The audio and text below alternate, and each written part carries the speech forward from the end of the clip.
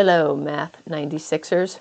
It's Debbie, your instructor, and I'm here to talk about systems of equations. A system of equations means that there are two equations. In this particular case, those equations are both lines, and we want to know what happens with those lines. So there's three possible things. When we talk about the word solution, it means what are those points in common?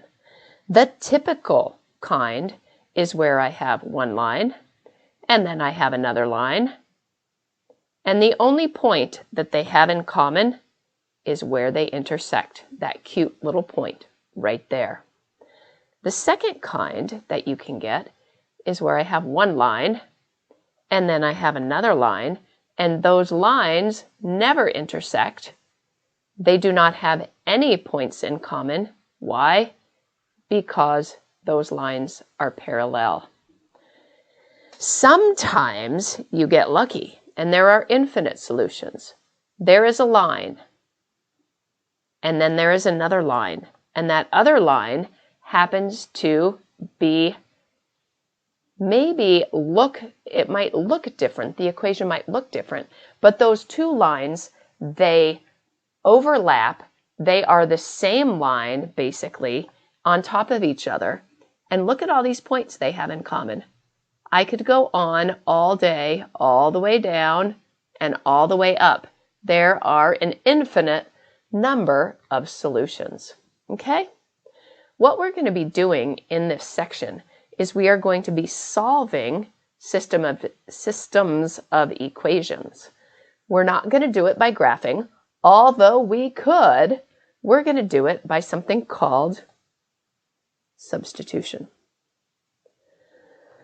Let's talk about substitution. In the world of substitution, I am going to look at both of these equations, and I'm going to say, is there a variable, x or y, that would make sense to get by itself? And in this particular case, the answer is yes. And the answer is, let's get this guy, y, by itself, because there is no coefficient in front of it. So I'm going to take this guy over here, and I'm going to say, I want it thicker, 7x plus y equals negative 11. Well, I can get y by itself by subtracting 7x from both sides. And if I do that, these go away, and my equation is y equals negative 7x minus 11. Now, the important thing here is that these are equal. Anywhere that you can call it y, you can also call this negative 7x minus 1. So what we're going to do is this. We are going to take this equation up here. This is negative 6x plus 6y equals 30. And what we're going to do is we're going to say, you know what? We don't want to call you y. No, we don't like that. We're going to call you your other name. Remember what the other name is. You can call me y, or you can call me negative 7x minus 11. So anywhere there's a y, I'm going to replace it with its other alias right there. I'm going to build my line of equality, and I'm going to solve this equation. So I have negative 6x. 6 times negative 7 is negative 42x. 6 times negative 11 is minus 66. And that is equal to 30. I'm going to combine my like terms. So I get negative 48x minus 66 equals 30. I'm going to add 66 to both sides of the equation. I hope you're getting really good at algebra. So you get 48x equals 96. I'm going to divide both sides by 48. And I believe that that would be x equals 2. I wish that I could say that we are finished with this. Alas, we have x. You know what we're missing? Yeah, you guessed it. We're missing y. So we have to figure out what y is. So I'm going to take not one, but both of these equations. And if I did this right, I'm going to substitute in the x value that I found. And if I did this properly, I will get the same y value. So let's do it, shall we? So we have this first one. Negative 6x plus 6y equals 30. And I got that x equals 2. That gives me negative 12 plus 6y equals 30. Add 12 to both sides. And that gives me 6y equals 42. That means that y is equal to 7 if I divide both sides by 6. Let's use the other equation. 7x plus y equals negative 11.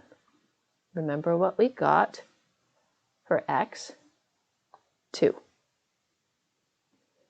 So we get 14 plus y equals negative 11.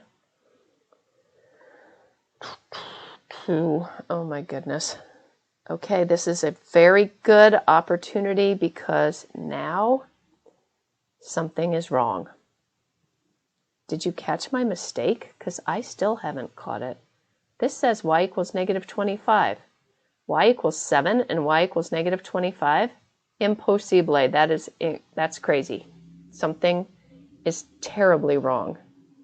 So I'm going to go back and check my work. Hold on, I'm going to pause and see what the heck is going on. Oh my gosh, I did a rookie mistake. So what is my rookie mistake? Look what I did. I didn't carry my negative down. Here's negative 48, and this is negative 48, which means I needed to divide both sides by negative 48, and my answer is not x equals 2, it's x equals negative 2. Ay, ay, ay. So let's see if I can fix this. I'm going to salvage what I can. So this is plus 12. And so this would be minus 12. Minus 12 from both sides. So 6x is equal to 28. No, 18, excuse me. Y equals 3. All right. I am so glad that I talked about how important it is to plug it into both equations. Otherwise, I would have blindly thought that I got this right when I made that horrible mistake. All right, let's do the other equation. 7x plus y equals negative 11. Plug in my answer. Not 2, negative 2, silly. All right, so that gives me negative 14 plus y equals negative 11. Add 14 to both sides. And if I do that, boop, I get y equals 3. Oh my gosh, I feel much better now. Much better. So, I got y by itself. I plugged in that y value anywhere there was a y in the equation. I said, no, I'm going to plug in this other piece instead, since they are equal after all. Got my answer for x, and then I plugged my x value into both of the equations, got the same y value, so my final answer is -2, 3. Let's do another one. I'll try not to make a mistake on this one. You never know, though. I'm very human. I am totally human. All right, let's look at this. Solve by substitution. Same directions as last time. I look at both of these equations, and there is only one variable that has no coefficient, so it's right here. So I'm going to take this equation, x minus 2y equals -1, and I'm going to get x by itself by adding 2y to both sides. If I do that, I get x equals 2y minus 1. Okay. That was my first equation. Now I'm going to take this second equation and plug in my newfound value, not x, but wherever there's an x, I'm going to put a 2y minus 1. So we have -4y equals -2 minus 2x. But we're not going to call it x. X is equal to 2y minus 1. Let's solve for y. -4y equals -2. Now I have to use the distributive property. -2 times 2y is -4y. -2 times -1 is +2. What do I get here? I get -4y equals, well, -2 plus 2 is equal to 0. So I get -4y equals -4y. And you think, wait, what? What's going on here? Well, this happens to be a true statement. If it is a true statement, chances are our answer is going to be infinite solutions. Let's see if that's true. On this line right here, I'm going to make it green. I would get y equals 1/2 x. So that would be plus 1/2. Plus 1/2. So there's what that line would be in slope-intercept form. This line, if I solved it for y, would be y equals 1/2 x plus 1/2. See how they tricked us? Both of these equations, when we solve for y, end up being the same equation. So it's like that circumstance that I talked to you about at the beginning. Here's the black line, and then there's this line right on top of it. How many points do they have in common?